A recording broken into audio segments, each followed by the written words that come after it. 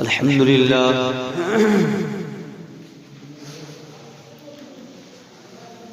الحمد لله وكفى وسلام على عباده الذين اصطفى أما بعد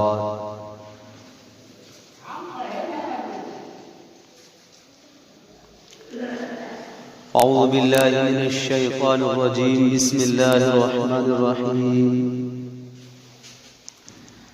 يوم ينفخ في الصور فتأتون أفواجا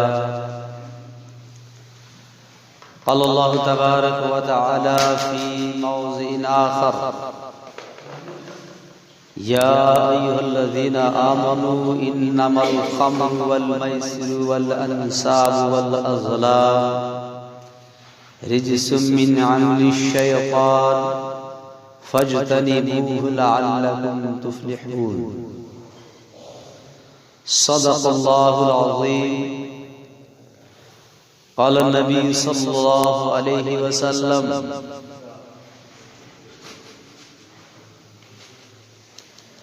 لا يشرب الخمر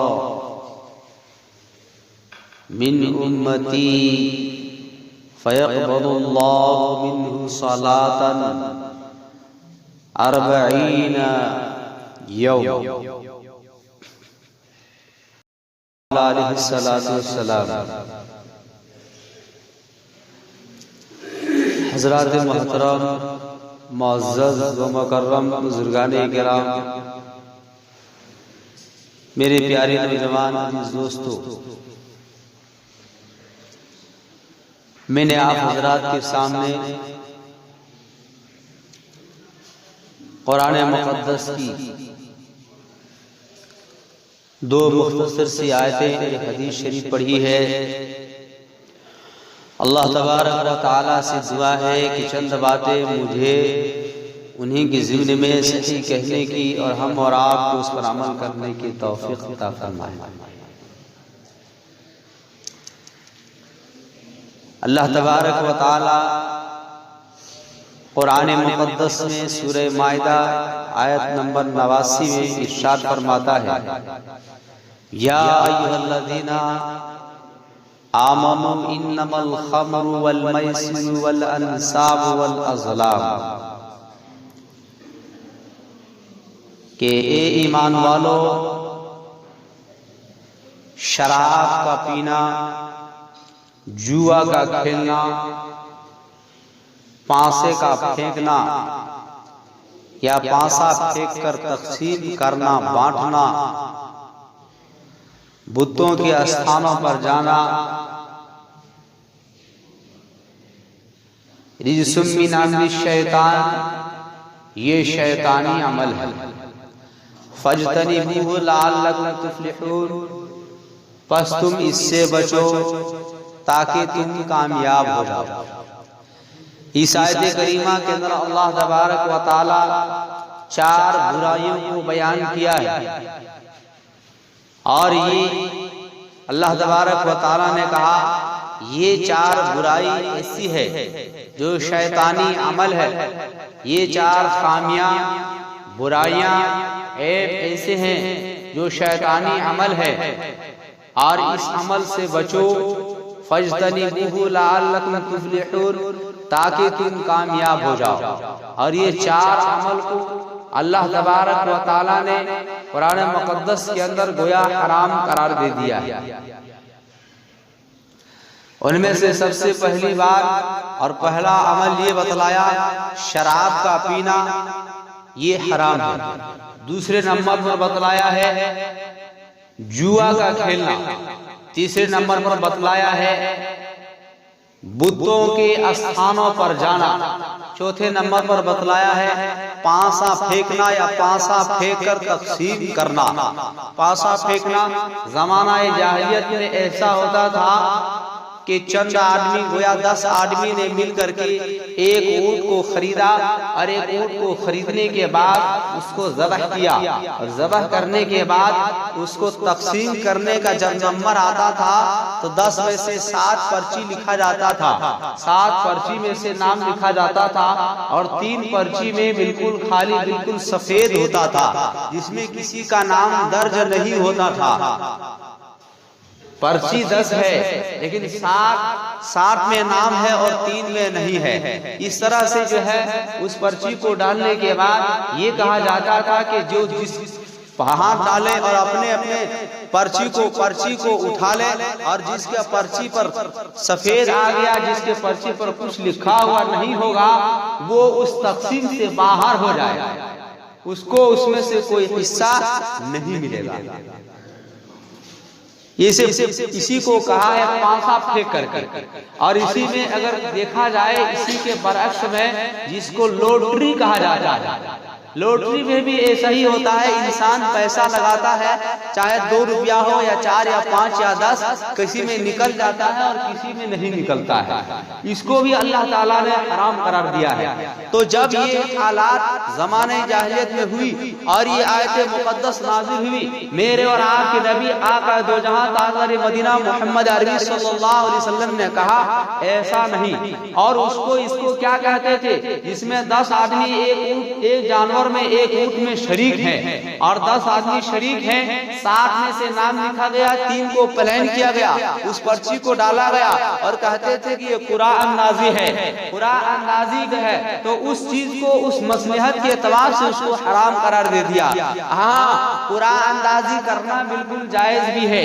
اس کا طریقہ یہ ہے، اس کا بہترین اور اصول یہ ہے کہ جیسے ایک باپ کے 2 بیٹے ہوں اور اس کے گارجن کے، اس کے والد صاحب کے پاس 4 کمرے بنے ہوئے ہیں. اب ان 2 کمرے کا تقسیم اگر کیا جائے، ایک بھائی کا 2 کمرے 2 کمرے کر کے حصے میں آتا ہے. 4 کمرے ہیں اور 2 بھائی ہیں، 2 کر کے 4 ہوں گے. اب یہاں تو بالکل فکس ہے کہ 2 ہی کمرے آپ کے حصے میں آئے گا اور 2 ہی کمرے اس کے حصے میں آئے گا. اب اس کو یہ ہے کہ دوسرے بھائی کو یہ پسند ہے کہ میں یہ کمرہ نہیں بلکہ یہ لوں گا، اور دوسرے بھائی کو یہ پسند ہے مجھے اس کے بجائے یہ مل جائے. اس جگہ پر قرآن اندازی کیا جائے. تقسیم برابری کا ہو گیا ہے، برابری کا تقسیم ہو چکا ہے. تقسیم ہونے کے بعد اب یہ اطمینان قلب کے لیے ہم کو یہ کہا کہ ہم کو یہ جس طرح ضد پر کوئی شخص آ جاتے ہیں کہ ہم کو یہ روم لینا ہے، دوسرا بھی کہہ رہا ہے مجھے بھی یہی روم چاہیے. اس جگہ پر جب اطمینان نہیں ہے، تقسیم ہونے کے بعد وہاں قرآن اندازی کیا جائے گا. حصہ برابر ہی ملے گا، کیونکہ 2 آپ کو بھی ملے گا، 2 آپ کو بھی. فرق اتنا ہوگا کسی کو اس طرف آنا ہے، کسی کو اس طرف آنا ہے. اس جگہ پر قرآن اندازی کرنے کا حکم دیا ہے. اور اسی طرح سے اگر کوئی جانور ہے، اس کو انسان جیسے بڑے جانور ہے، اس کو انسان یا بکرا ہی مان لیجئے 10 آدمی نے مل کر کے اس کو خریدا ہے. اب اس کو کدی لگایا گیا، حصہ میں تقسیم کیا گیا 10 جگہ پر. اب کسی کو اطمینان نہیں ہے، اس میں کمی بیشی کا اس کو خیال ہو رہا ہے. ہر آدمی سوچ رہا ہے کہ دل کے اندر یہ خیال ہے مجھے اس کے بجائے وہ مل جاتا، اس کے بجائے وہ مل جاتا. اس جگہ پر اطمینان قلب کے لیے قرآن اندازی کرنے کا حکم ہے. حصہ تو برابر ہے، دل کی تسلی کے لیے آپ جو ہے قرآن اندازی کیا جائے. جس حصے میں جس کا پرچی کا نام آئے گا اس کا وہی حصے کا حقدار ہوگا. میرے عزیز دوستو، تو اس زمانے میں جو وہ سسٹم تھا جس میں سے کسی حصے محنت کسی کو کچھ بھی نہیں ملتا تھا، وہاں پر جو ہے تو گویا پانسا پھینکنا جسے قرآن اندازی کہتا ہے. تو قرآن اندازی اگر انصاف کے دائرے میں ہو رہا ہے، اطمینان قلب کے لیے تو جائز ہے، ورنہ اس حساب سے جس طرح زمانے جاہلیت میں ہوتا تھا اس کو حرام قرار دیا ہے. اسی طرح سے میرے عزیز دوستو، شراب کا پینا، شراب بتوں کے استھانوں پر جانا اور شراب کا پینا، یہ شراب بہت ہی خطرناک اور سنگین جرم ہے. میرے عزیز دوستو، میرے اور آپ کے نبی آقا دو جہاں تاجدار مدینہ محمد عربی صلی اللہ علیہ وسلم سے حضرت معاذ بن جبل رضی اللہ تعالی عنہ پوچھتے ہیں، سوال عرض کرتے ہیں، یا رسول اللہ صلی اللہ علیہ وسلم، قرآن مقدس کا یہ اعلان ہے یوم ينفخ فی الصور فتأتون افواجا، کہ جس دن سور پھونکا جائے گا تم لوگ گروہ در گروہ آؤ گے. اس آیت کا مطلب کیا ہے؟ اس کا مطلب کیا ہے کہ اللہ کے نبی سرکار دو عالم صلی اللہ علیہ وسلم سے جب یہ سوال حضرت معاذ بن جبل رضی اللہ تعالی عنہ نے کیا، حضور اکرم صلی اللہ علیہ وسلم اس سوال پر روئے، اس قدر روئے کہ آنکھوں کے آنسو بہنے لگے، اور اتنے آنسو آنسو بہے کہ حضور پاک صلی اللہ علیہ وسلم کی مبارک آنکھوں کے آنسو سے داڑھی مبارک تر ہو گئی. اللہ اکبر. اور کہا اے معاذ آج تم نے ایسا سوال کیا ہے, آج تم نے ایسا سوال کیا ہے جو آج سے پہلے کسی نے ایسا سوال نہیں کیا.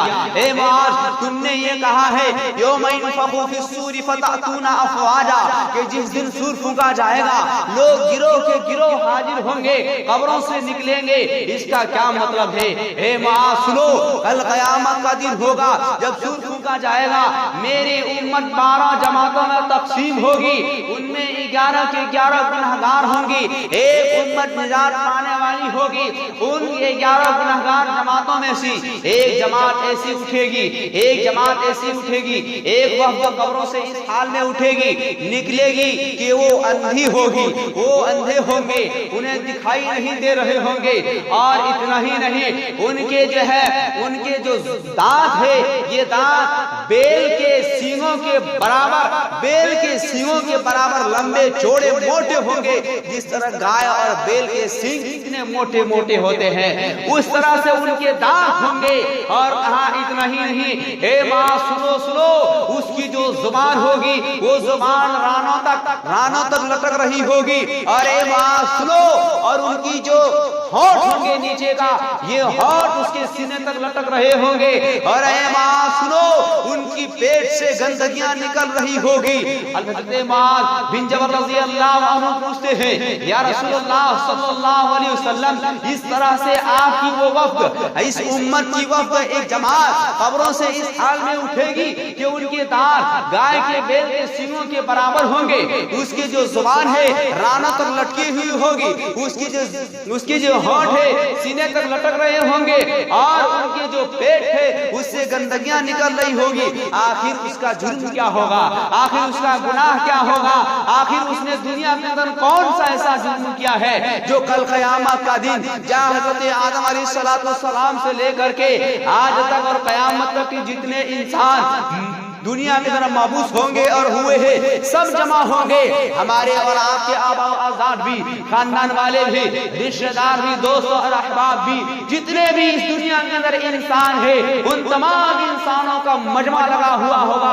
اور وہ جماعت اس حال میں اٹھے گی, آخر اس کا جرم کیا ہوگا, اس کی غلطی کیا ہوگی, اس کی کون سی خطا ہے. اللہ اکبر. میرے اور آپ کے نبی تاجدار مدینہ محمد عربی صلی اللہ علیہ وسلم ارشاد فرماتے ہیں اس کا جرم یہ ہوگا کہ دنیا کے اندر وہ شراب پیا کرتا تھا, شراب کا عادی ہوگا.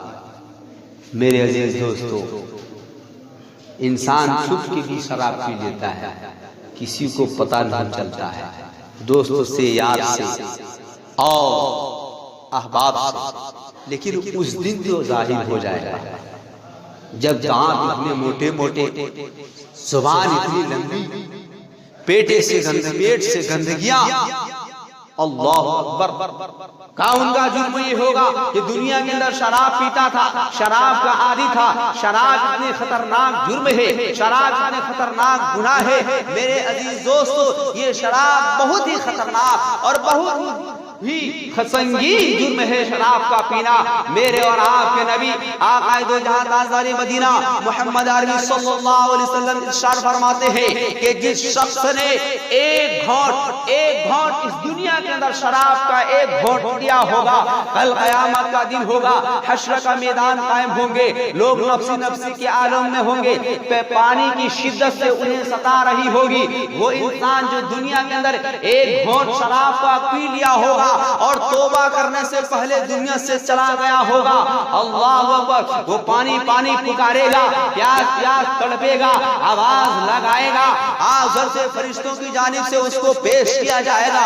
اس کو ایسا چیز پیش کیا جائے گا, تینت الخبال. تینت الخبال کیا ہے؟ جہنمیوں کے پیپ ہے. جہنمی کو جب جہنم کے اندر ڈالا جائے گا تو اس کی آگ کی حرارت سے اس کی ایک پیپ نکلے گی, اور بچھو کی زہر سے وہ پیپ بنایا جائے نکلیں گے، وہ پیپ جو بنیں گے اور اس پیپ کو اس آدمی کو پیش کیا جائے گا۔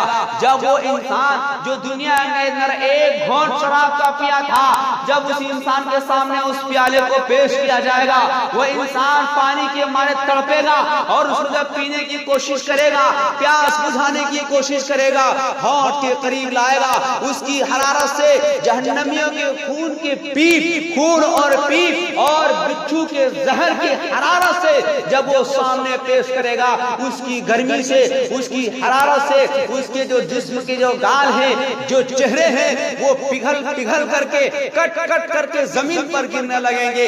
جس طرح سے ایک موم بتی کو لایا جائے اور آگ کو ادھر لایا جائے، موم بتی کو جلائیے نہیں، آگ جلا لیجئے، موم بتی کو سامنے کر دیجئے تو موم بتی اپنے آپ پگھل کر کے زمین پر ٹپکنے لگیں گے، آپ کو جلانے کی ضرورت نہیں ہے۔ اسی طرح سے وہ انسان جنہوں نے دنیا کے اندر ایک گھونٹ شراب کا پیا ہوگا، میرے اور آپ کے نبی فرماتے ہیں جب اس کو پیش کیا جائے گا، اس کے جبڑے اور اس کے جو چہرے ہیں، گال ہیں، وہ کٹ کر کے زمین پر گریں گے اور وہ آواز لگائے گا، یا اللہ میری جرم کون سا ایسا جرم کیا ہے جس کی یہ مجھے سزائیں مل رہی ہے، پیاس کے مارے تڑپ رہے ہیں، پینے کے لیے اس نے خطرناک چیز میرے سامنے پیش کیا ہے، اس کو بھی ہم نہیں پی پا رہے ہیں۔ اللہ اکبر، غیب سے آواز آئے گی، فرشتے اس کو جواب دیں گے، سنو یہ وہ چیز ہے جو تم نے دنیا کے اندر ایک گھونٹ شراب کا پیا، ایک گھونٹ شراب کا وہ انجام ہے۔ میرے عزیز دوستو، میرے بھائیوں، میرے بزرگوں، میرے اور آپ کے نبی حضور اکرم صلی اللہ علیہ وسلم ارشاد فرماتے ہیں، لا یشرب الخمر من امتی فیقبل اللہ منہ صلاۃ 40 یوما۔ میرے اور آپ کے نبی فرماتے ہیں، میری امت میں سے جس شخص نے شراب پیا، شراب پی لی، اور منہ فیقبل اللہ منہ صلاۃ، اللہ تبارک و تعالیٰ اس کی نمازوں کو قبول نہیں کرے گا، 40 یوما، 40 دن تک اس کی نمازیں قبول نہیں ہوگی۔ نماز کا جو اجر اور جو ثواب ہے وہ انہیں عطا نہیں کیا جائے گا۔ یہ شراب بہت خطرناک جرم ہے، بہت سنگین چیز ہے۔ میرے عزیز دوستو، عبداللہ بن مسعود رضی اللہ عنہ فرماتے ہیں، عبداللہ بن مسعود رضی اللہ عنہ فرماتے ہیں کہ شراب کا جو عادی ہوتا ہے، مرنے کے بعد اللہ تبارک و تعالیٰ کی جانب سے اس کے روح کو، جب انسان مر جاتا ہے ہم لوگ قبر میں اس کو دفن کرتے ہیں تو اس کے چہرے یعنی اس کے روح کو قبلہ کی جانب کر دیتے ہیں۔ تو عبداللہ بن مسعود رضی اللہ عنہ فرماتے ہیں کہ اس کے روح کو جو شراب کا عادی ہوتا ہے قبلہ کی جانب سے پھیر دیا جاتا ہے، پورب کی جانب کر دیتا ہے۔ عبداللہ بن مسعود رضی اللہ عنہ کہتے ہیں کہ مجھے قید کر دو، مجھے رسیوں سے باندھ لو، مجھے جکڑ لو، اور کسی شرابی آدمی کا جب انتقال ہو جائے اس شخص کو دفن کر دیا جائے، دفن کرنے کے بعد کچھ ہی لمحے کے بعد اس کے قبر کو کھولا جائے، اور اگر اس کا رخ قبلہ کی جانب سے گھما ہوا نہ ہو، پھرا ہوا نہ ہو، تو مجھے پھانسی پر لٹکا دیا۔ یہ عبداللہ بن مسعود رضی اللہ عنہ فرماتے ہیں جو صحابی رسول ہیں۔ میرے دوستو، ایک نیک آدمی تھا، نیک، اور اس کی ایک ننھے سے اولاد کا انتقال ہو گیا، دنیا سے چلا گیا۔ جو نیک آدمی ہوتے ہیں کبھی کبھی آخرت کے ان کے رشتہ داروں میں سے کبھی کبھی دکھائی دیتا ہے کس حال میں ہے کس حال میں نہیں ہے، کبھی کبھی ایسا ہوتا ہے۔ بہرحال وہ نیک شخص تھے، ان کی اولاد کا انتقال ہو گیا، دفن کر دیے۔ کچھ دنوں کے بعد وہ شخص خواب میں دیکھتے ہیں کہ ان کی جو اولاد، ان کی جو بیٹے ہیں، اس کے بال پورے سفید ہیں، بال پورے سفید۔ باپ نے پوچھا، میرے بیٹے تو معصوم تھا، تجھ سے کوئی گناہ نہیں، تجھ سے کوئی غلطی نہیں، تجھ سے کوئی خطا نہیں، آخر کیا وجہ ہے تمہارے بال کیسے سفید ہو گئے؟ وہ ننھا سا بچہ جواب دیتے ہیں، ابو جان میرے پڑوس میں ایک شراب آدمی کو دفن کیا گیا ہے جو شراب کا عادی تھا، اس کو عذاب ہو رہا ہے، اس عذاب کی نحوست سے میرے بھی بال سفید ہو چکے۔ بہرحال میرے دوستو، شراب بہت خطرناک چیز ہے۔ میں نے 4 باتوں کے بارے میں گنایا تھا، ان میں سے ایک شراب، دوسرے میں جوا، تیسرے میں پانسا پھینکنا، چوتھے نمبر پر بتوں کے استھانوں پر جانا۔ اللہ تبارک و تعالیٰ نے فَاجْتَنِبُوهُ لَعَلَّكُمْ تُفْلِحُونَ، ان چاروں چیزوں سے بچنے کا حکم دیا ہے تاکہ تم کامیاب ہو۔ یقیناً جو اللہ سے محبت کرنے والے ہیں، اللہ تعالیٰ سے جو محبت کرنے والے ہوتے ہیں، وہ ان چیزوں سے ضرور بچتے ہیں۔ کسی شاعر نے کیا خوب کہا ہے، بلالی رنگ ہے اپنا گلابی، ہو نہیں سکتا، بلالی رنگ ہے اپنا گلابی، ہو نہیں سکتا، بلالی رنگ ہے اپنا گلابی، ہو نہیں سکتا، نبی کا چاہنے والا شرابی ہو نہیں سکتا، نبی کا چاہنے والا شرابی ہو نہیں سکتا۔ بہرحال اللہ تبارک و تعالیٰ سے دعا ہے ہم سب کو کہنے اور سننے سے زیادہ عمل کرنے کی توفیق عطا فرمائے۔ وعلیہ الصلاۃ